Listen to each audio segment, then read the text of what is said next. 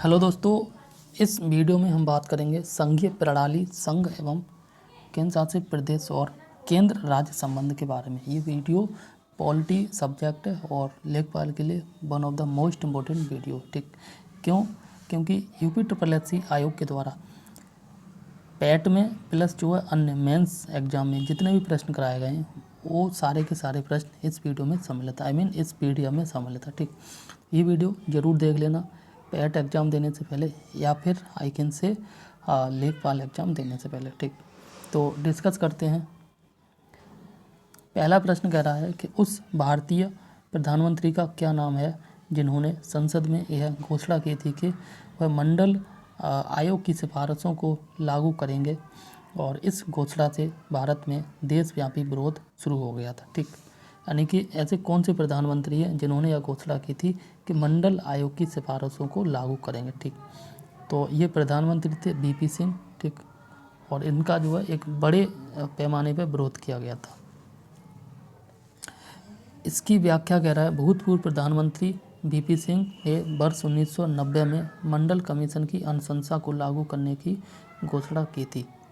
मंडल आयोग का गठन जो सन 1979 यानी कि 1979 में जो है तत्कालीन जनता पार्टी की सरकार के द्वारा किया गया था, और जिसके अध्यक्ष बिंदेश्वरी प्रसाद मंडल थे। ठीक, मंडल आयोग के द्वारा यह सिफारिश की गई थी कि केंद्र सरकार को अन्य पिछड़ा वर्ग आयोग, अन्य पिछड़ा वर्ग, ठीक है ना, यानी कि OBC को जो है सरकारी सेवा में आरक्षण उपलब्ध कराना चाहिए। ठीक, नेक्स्ट प्रश्न कह रहा है 1996 यानी कि 1996 में जब अटल बिहारी वाजपेयी पहली बार जो है प्रधानमंत्री बने थे, उनके प्रधानमंत्री के रूप में काम करने की अवधि जो कितनी थी। ठीक, यानी कि पहली बार जो है ना अटल बिहारी प्रधानमंत्री बने थे 1996 में, और वो मात्र 2 हफ्ते यानी कि करीब 14-15 दिन तक ही प्रधानमंत्री के रूप में रहे थे। ठीक, नेक्स्ट प्रश्न, भारतीय संविधान का कौन सा अनुच्छेद यह कहता है कि प्रधानमंत्री की नियुक्ति राष्ट्रपति द्वारा की जाएगी। ठीक, तो अनुच्छेद 75(1) कहता है कि प्रधानमंत्री की नियुक्ति जो है राष्ट्रपति द्वारा की जाएगी। अनुच्छेद 75(1) कहता है कि प्रधानमंत्री की नियुक्ति जो है राष्ट्रपति के द्वारा की जाएगी, तथा अन्य मंत्रियों की नियुक्ति जो है राष्ट्रपति जो है प्रधानमंत्री की सलाह पर करता है। ठीक, अनुच्छेद 75(1) के तहत राष्ट्रपति करता है प्रधानमंत्री की नियुक्ति हो जाती है। उसके बाद प्रधानमंत्री की सलाह पर अन्य मंत्रियों की नियुक्ति की जाती है राष्ट्रपति के द्वारा।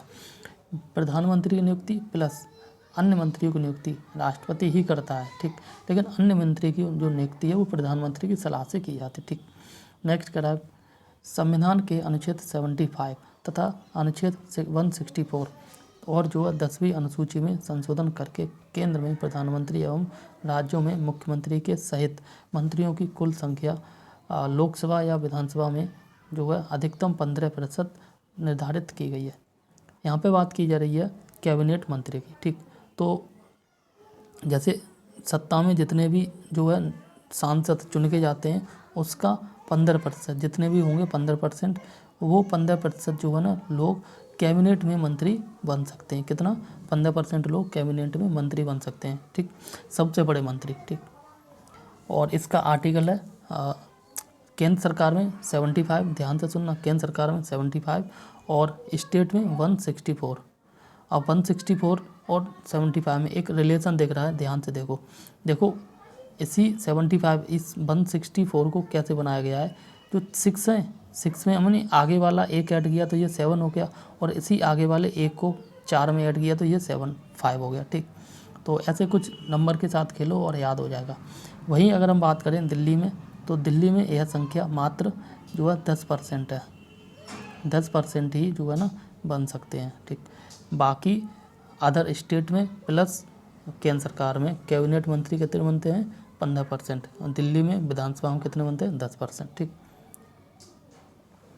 नेक्स्ट प्रश्न कह रहा है भारतीय संघ के प्रधानमंत्री और अन्य मंत्रियों की नियुक्ति भारत के संविधान के डैश के तहत राष्ट्रपति द्वारा की जाती है। ठीक, ये अनुच्छेद है आपका 75। नेक्स्ट प्रश्न कह रहा है निम्नलिखित में से जो किसने कभी भी भारत के उप प्रधानमंत्री के रूप में कार्यभार नहीं संभाला। ठीक, तो ये है आपका VP सिंह। वीपी सिंह ने उप प्रधानमंत्री नहीं बने थे, ये प्रधानमंत्री बने थे। ठीक, वीपी सिंह ने भारत के उप प्रधानमंत्री के रूप में कार्य नहीं किया था। वे 2 दिसंबर 1989 से और 10 दिसंबर 1990 तक भारत के प्रधानमंत्री रहे थे। ठीक, करीब 1 साल। ठीक, मोरारजी देसाई 13 मार्च 1967 से और 19 जुलाई 1969 तक। देवीलाल 2 दिसंबर 1989 से 21 जून 91 तक तथा जो लाल कृष्ण आडवाणी जो 29 जून 2002 से और 22 मई 2004 तक प्रधानमंत्री रहे थे। ठीक, तक जो उप प्रधानमंत्री के रूप में कार्यभार संभाला था। ठीक, नेक्स्ट प्रश्न कह रहा है भारत के जो है प्रथम गृह मंत्री कौन थे? तो भारत के प्रथम गृह मंत्री थे आपके सरदार वल्लभ भाई पटेल।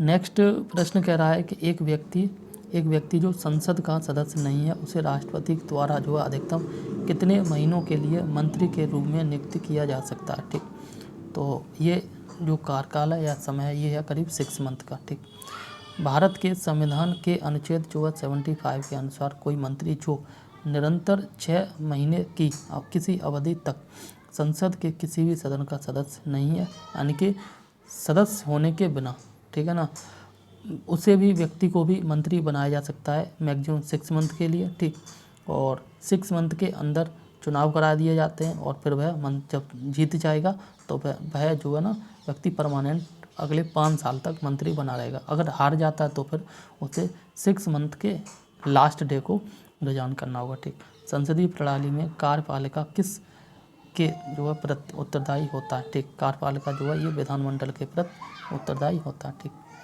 संसदीय प्रणाली में कार्यपालिका प्रत्यक्ष रूप से विधानमंडल के प्रति उत्तरदायी होता है। सरकारीय आयोग निम्नलिखित में से किससे संबंधित है?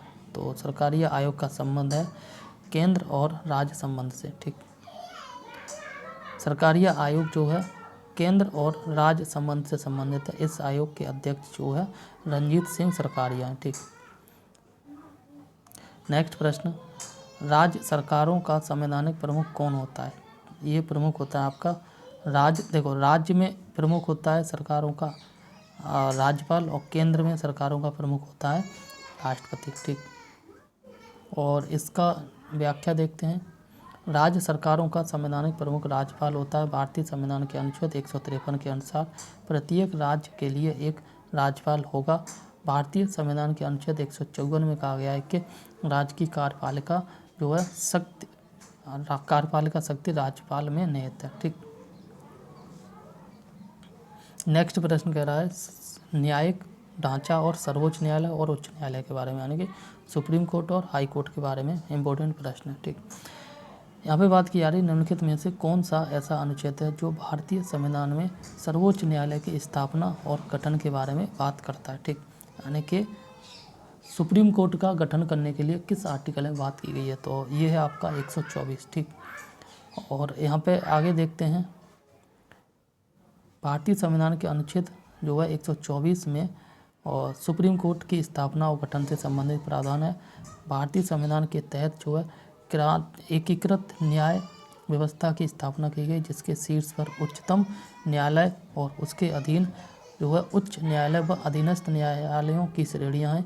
भारतीय संविधान के भाग 5 के अंतर्गत जो है भाग कितने 5 के अंतर्गत अध्याय 4 में उच्चतम न्यायालय से संबंधित प्रावधान अनुच्छेद 124 से 147 तक। ठीक, 124 से 147 तक। एक और चीज़, वहीं राज्यों में जो है हाई कोर्ट की स्थापना की बात करें तो इसी नंबर को घुमा दो तो ये हो जाएगा आपका 214।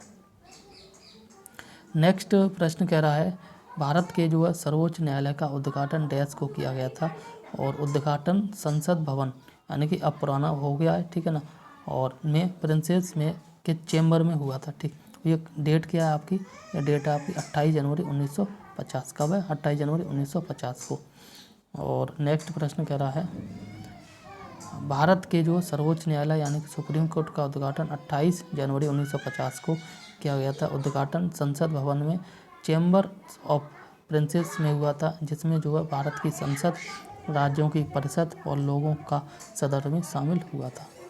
नेक्स्ट प्रश्न कह रहा है सर्वोच्च न्यायालय सर्वोच्च न्यायालय के न्यायाधीश पद पर नियुक्ति के पात्र बनने के लिए किसी जज को उच्च न्यायालय के न्यायाधीश के रूप में कितने वर्षों की सेवा जो है देना आवश्यक है? ये 5 वर्षों की सेवा देना आवश्यक है। ठीक, नेक्स्ट प्रश्न कह रहा है मेन व्याख्या। सर्वोच्च न्यायालय के न्यायाधीश की नियुक्ति भारत के राष्ट्रपति द्वारा उच्चतम न्यायालय के परामर्श के अनुसार की जाती है। न्यायाधीश पद पर नियुक्ति के लिए कम से कम 5 वर्ष का उच्च न्यायालय में न्यायाधीश या 10 वर्ष के लिए अधिवक्ता के रूप में कार्य करना आवश्यक है।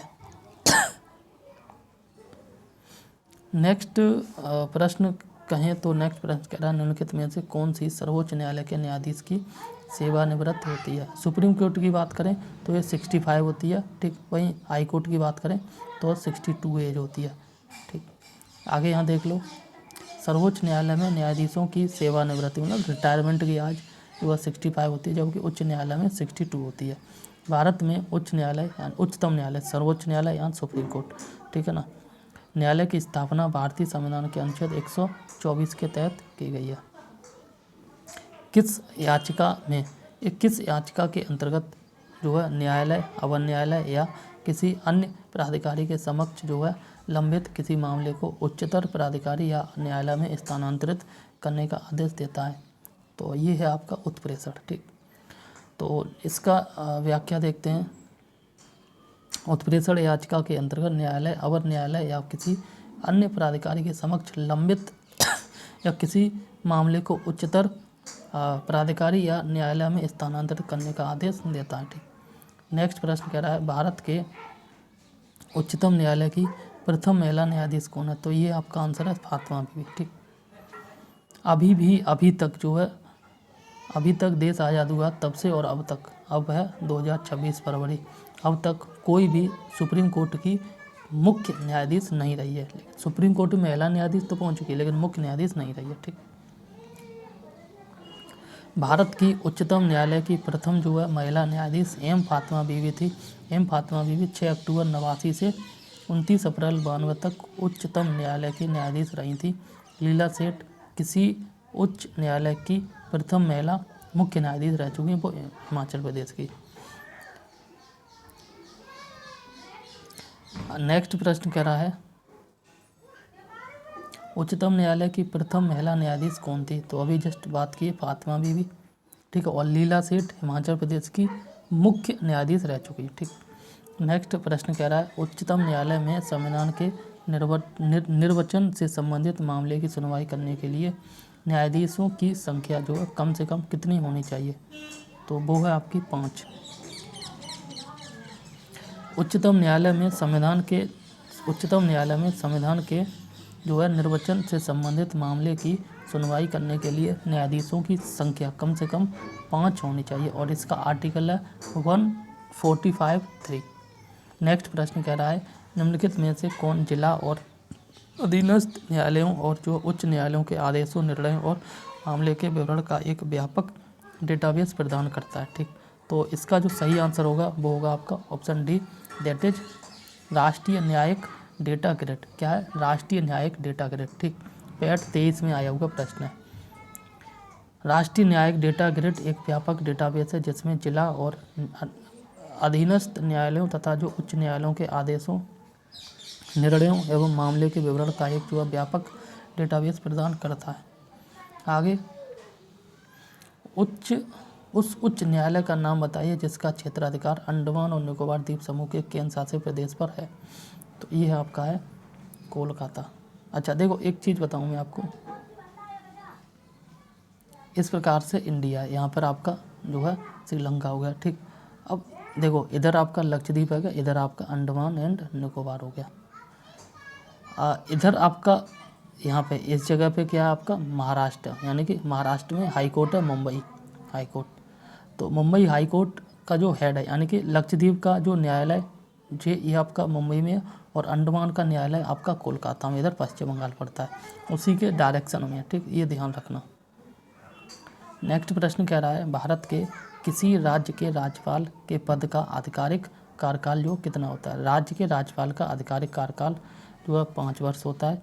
उम्र 35 वर्ष होती है, यानी कि 35 वर्ष की आयु के बाद ही वह व्यक्ति किसी भी राज्य का राज्यपाल बन सकता है। ठीक, नेक्स्ट कह रहा है भारतीय संविधान के अनुच्छेद 155 के अनुसार जो है राज्यपाल की नियुक्ति राष्ट्रपति द्वारा की जाती है। राज्यपाल का कार्यकाल 5 वर्ष का होता है। वह राष्ट्रपति के प्रसाद पर्यंत यानी कि राष्ट्रपति की इच्छा के अनुसार जो है अपने पद पर रह सकता है। आर्टिकल कितना है 55, ठीक है 155, और कार्यकाल कितना है 5 वर्ष है, ठीक है, और राष्ट्रपति की प्रसाद पर्यंत रह सकता है यानी कि इच्छा अनुसार। ठीक, नेक्स्ट प्रश्न कह रहा है भारतीय संविधान के अनुच्छेद 161 के अनुसार निम्नलिखित में से किसे जो है सजा माफ करने या जो है सजा में हेरफेर करने की शक्ति प्रदान की गई है। तो ये भी बात की गई है किसी राष्ट्रपति के बारे में। ठीक, अच्छा सॉरी, देखो सजा में जो है ना मृत्यु की बात करी जाए तो केवल राष्ट्रपति कर सकता है मृत्यु, ठीक है ना। वही बात करें क्षमा में हेरफेर सजा में तो भी ये विभिन्न राज्यों के राज्यपाल के हाथ में भी होती है, लेकिन वह इच्छा मृत्यु को समाप्त नहीं कर सकता। वह केवल इच्छा मृत्यु नहीं, सजा में अगर किसी को मृत्यु दंड दिया गया तो वह राष्ट्रपति खत्म कर सकता है और बाकी का हेरफेर कर सकता है राज्यपाल। ठीक, और भारतीय संविधान के अनुच्छेद 161 के अनुसार जो राज्यपाल राज्य विधि के तहत किसी अपराध की में सजा प्राप्त व्यक्ति को क्षमादान दे सकता है या फिर जो दंड को स्थगित यानी कि रोक सकता है, परंतु वह मृत्युदंड की सजा को माफ़ नहीं कर सकता। मृत्युदंड की सजा को माफ़ केवल राष्ट्रपति ही कर सकता है। ठीक,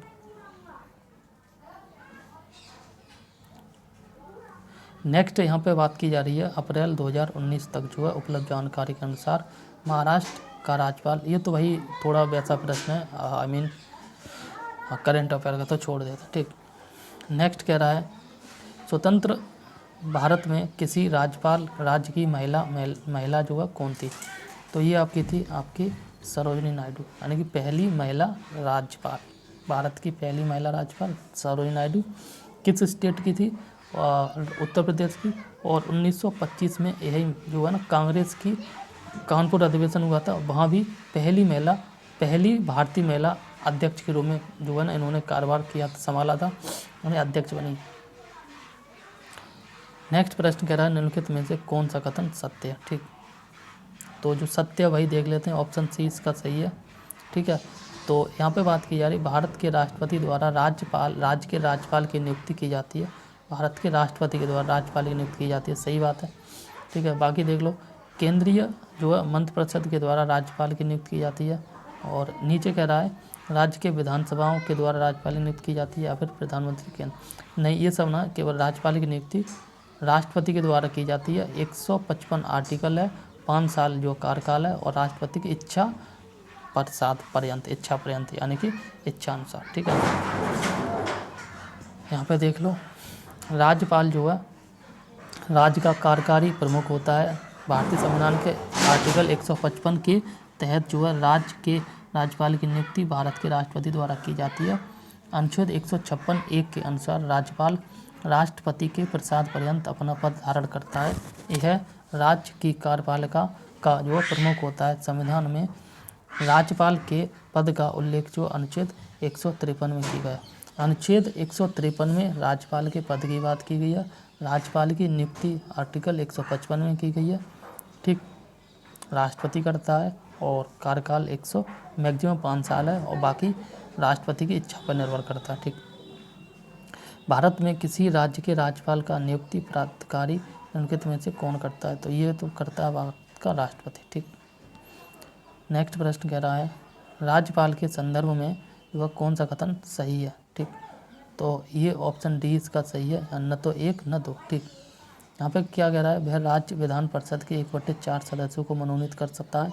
नेक्स्ट कह रहा है वह एंग्लो इंडियन समुदाय के राज्य से जो है राज्य विधानसभा के लिए 2 सदस्यों को मनोनीत करता है। ठीक, इसकी व्याख्या देख लेते हैं। राज्यपाल विधान परिषद में 1/6 सदस्यों को मनोनीत करता है जो साहित्य, कला, विज्ञान, सहकारिता और समाज सेवा में विशेष योगदान एवं अनुभव रखते हैं तथा भारतीय संविधान के अनुच्छेद 170 के तहत अनुच्छेद 333 के उपबंध के अधीन रहते हुए राज्यपाल जो एंग्लो इंडियन समुदाय के 1 सदस्य को राज्य विधानसभा में मनोनीत करता था।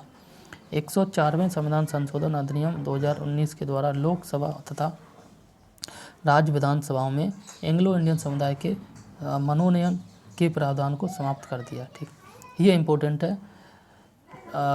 2019 में 104वां संविधान संशोधन हुआ था। इसमें लोकसभा और जो है राज्य की विधानसभा में एंग्लो इंडियन समुदाय को जो मनोनीत किया जाता है उसे अब समाप्त कर दिया। लोकसभा में 2 सदस्य थे। ठीक है, नेक्स्ट प्रश्न कह रहा है भारत के संविधान के किस अनुच्छेद के अधीन राज्यों के राज्यपाल को अध्यादेश जारी करने की शक्ति है। ठीक, तो ये आपका 213। राज्यपाल जो है अध्यादेश जारी करता है और 1, 2, 3 के तहत जो है राष्ट्रपति अध्यादेश जारी करता है। सॉरी,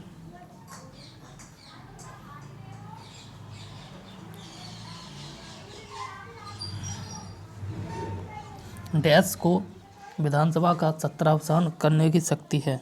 ठीक है, राज्यपाल को। ठीक, भारतीय संविधान के अनुच्छेद 174 के अनुसार विधानसभा का सत्र आहूत, सत्रावसान और विघटन करने की शक्ति राज्यपाल में निहित होती है। वह किसी भी सत्र की अंतिम बैठक और आगामी सत्र की बैठक के लिए नियत तारीख के 6 माह से अधिक का अंतर नहीं होना चाहिए। विधानसभा के प्रत्येक सत्र की प्रथम बैठक जो है राष्ट्रगान से प्रारंभ होती है और सत्र की अंतिम बैठक राष्ट्रगीत तक से समाप्त होती है। ठीक, यानी कि जब सत्र प्रारंभ होता है उस समय जो है राष्ट्रगान होता है। ठीक है, और जब सत्र समाप्त होता है तो राष्ट्रगीत होता है। ठीक,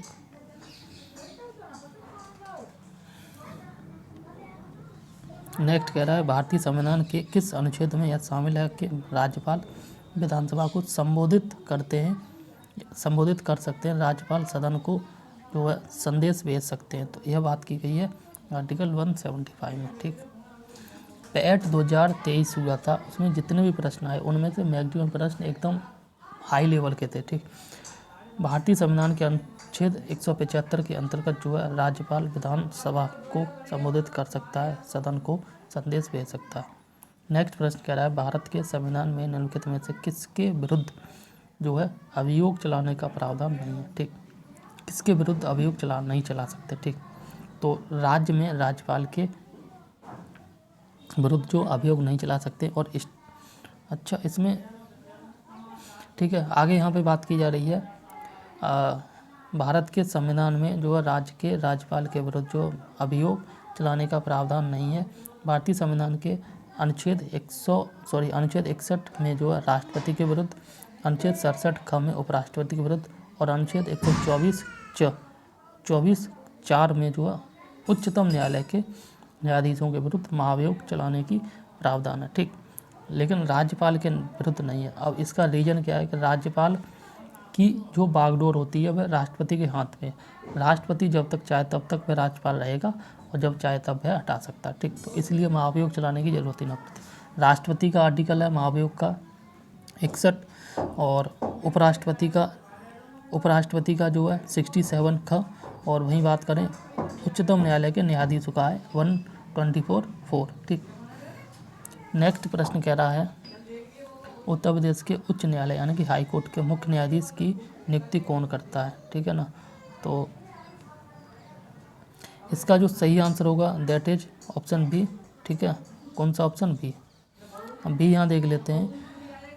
किसी भी देश के उच्च न्यायालय यानी कि हाई कोर्ट के मुख्य न्यायाधीश की नियुक्ति जो है भारत के राष्ट्रपति द्वारा की जाती है, भारत के मुख्य न्यायाधीश और संबंधित राज्य के राज्यपाल से परामर्श करने के बाद। ठीक, तो मुख्य न्यायाधीश की परामर्श प्लस जो है राज्यपाल की परामर्श के बाद राष्ट्रपति नियुक्त करता है। ठीक, नेक्स्ट प्रश्न कह रहा है विश्व का विशालतम न्यायिक जो है प्राधिकरण है, तो ये आपका है इलाहाबाद हाई कोर्ट। ठीक, पदों की संख्या के आधार पर विशालतम जो है न्यायिक प्राधिकरण इलाहाबाद उच्च न्यायालय। यहाँ वर्तमान में न्यायाधीशों के 160 पद जो है स्वीकृत हैं, जबकि वर्तमान में उच्चतम न्यायालय में मुख्य न्यायाधीश सहित जो है न्यायाधीशों की संख्या 34 है और अंतर्राष्ट्रीय न्यायालय में अदालतों में मात्र 15 न्यायाधीश संख्या है। ठीक, नेक्स्ट प्रश्न कह रहा है नवसृजित उच्च न्यायालय कौन सा है। ठीक, तो ये आपका मेघालय, मणिपुर और त्रिपुरा MMT।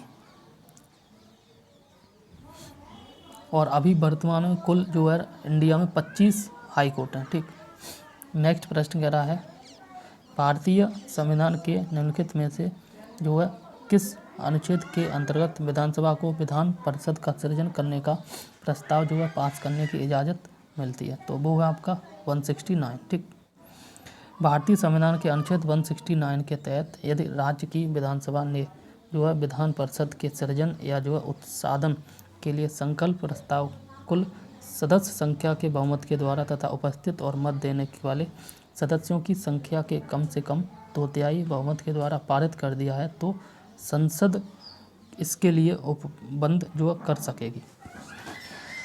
आइए डिस्कस करते हैं आगे। तो नेक्स्ट प्रश्न कह रहा है कि किसी विधानसभा में भारत के संविधान के अनुसार जो कम से कम और अधिक से अधिक कितने सदस्य हो सकते हैं। ठीक, तो कम से कम 60 सदस्य हो सकते हैं और वहीं मैक्सिमम 500 सदस्य हो सकते हैं। ठीक, पहले 552 थे, अब वो 2 कट कम हो गए एंग्लो इंडियन वाले, तो इसलिए 500 रह गए। ठीक है, नेक्स्ट प्रश्न कर रहा है हाल ही में भारत के सर्वोच्च न्यायालय ने युगल को संविधान के किस अनुच्छेद के तहत जो है विवाह के असुधार्य विच्छेद के आधार पर तलाक का अधिकार दिया है। ठीक, ये है आपका अनुच्छेद 142(1). ठीक, अनुच्छेद 142(1) के तहत जो है भारत के सर्वोच्च न्यायालय ने युगल या जोड़ों को विवाह के असुधार्य विच्छेद के आधार पर तलाक का अधिकार दिया है। ध्यातव्य है कि अनुच्छेद 142 के तहत सर्वोच्च न्यायालय को पक्षों के बीच पूर्ण न्याय करने की अद्वितीय शक्ति प्रदान करता है। भारतीय राज्यों में मुद्रा बिल होने के लिए एक बिल को कौन प्रमाणित करता है। ठीक, मुद्रा बिल को यानी कि जो मनी बिल है यानी कि धन विधेयक है, इसको प्रमाणित कौन करता है। ये करता है आपका राज्य के स्टेट की बात करें यानी कि राज्य की बात करें तो राज्य विधानसभा का अध्यक्ष करता है। ठीक, सभी धन विधेयक जो है वित्त विधेयक की श्रेणी में आते हैं, यद्यपि जो है सभी धन विधेयक वित्त विधेयक हैं, किंतु सभी जो है वित्त विधेयक धन विधेयक नहीं होते हैं। ठीक, धन विधेयक छोटा, वित्त विधेयक होता है बड़ा। ठीक, तो सभी धन विधेयक तो वित्त विधेयक होते हैं, लेकिन सभी वित्त विधेयक धन विधेयक नहीं होते। ठीक, आगे बात की जा रही है केवल वे वित्त विधेयक ही धन विधेयक होते हैं जिनका उल्लेख संविधान के अनुच्छेद 110 में किया गया है। लोकसभा में धन विधेयक और अनुच्छेद 199 में विधानसभा में धन विधेयक की बात की गई है। धन विधेयक को लोकसभा अध्यक्ष द्वारा प्रमाणित किया जाता है, जबकि राज्य स्तर पर यह जो राज्य की विधानसभा अध्यक्ष द्वारा प्रमाणित किया जाता है। 110 में धन विधेयक की बात की गई है, 199 में धन विधेयक की बात की गई है। 110 में सेंट्रल में बात की गई, 199 में स्टेट में बात की गई है। धन विधेयक का जो है या नहीं है इस बात को प्रमाणित करता है केंद्र सरकार में जो है स्पीकर यानी कि अध्यक्ष, और वहीं स्टेट में बात करें तो विधानसभा का अध्यक्ष, यानी कि दोनों में ही अध्यक्ष होता है। आर्टिकल इंपॉर्टेंट है 110 और 199, केंद्र में 110, स्टेट में 199। ठीक,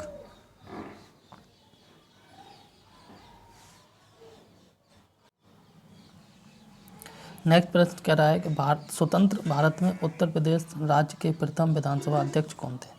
तो ये तो सभी को पता है, पुरुषोत्तम दास टंडन। ठीक है,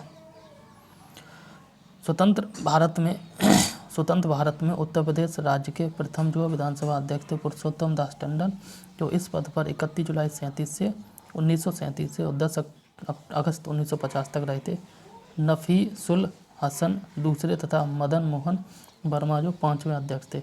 वर्तमान में सतीश महाना है, ठीक, जिनका कार्यकाल जो है 29 मार्च 2022 से अब तक है। तो वर्तमान वाले सतीश महाना इम्पोर्टेंट है और पहले पुरुषोत्तम दास टंडन इम्पोर्टेंट है। ठीक।